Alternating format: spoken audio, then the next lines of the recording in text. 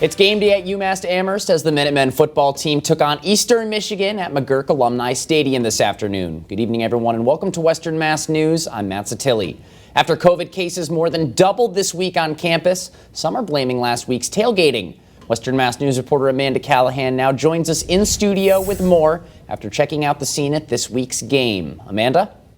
Matt, the university canceled its on-campus tailgating at last weekend's game against Boston College due to a spike in COVID-19 cases. But today, despite positive cases more than doubling this week, tailgating was back. UMass! Go UMass! Go!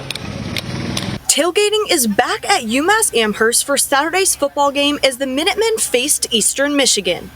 After the cancellation of on-campus tailgating last week, the university announced that 2 lots near McGurk Alumni Stadium would be open for limited tailgating for students. And students were more than excited to be back. Very similar to how it was previous years. Awesome. Everyone was having so much fun. So we had to come. Yeah. This comes as COVID-19 cases jumped from 149 to 371 this week. But the positivity rate remains at around 4% with a vaccination rate of 97% at the university.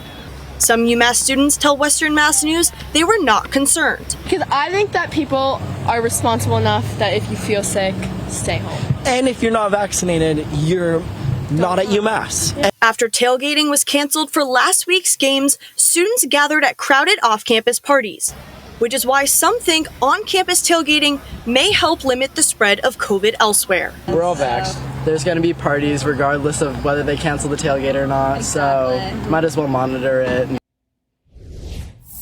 An upsetting end to the game with a loss for the Minutemen, dropping their record to 0-3 this season. Next week, they take on Coastal Carolina Saturday afternoon in South Carolina. In studio, Amanda Callahan, Western Mass News.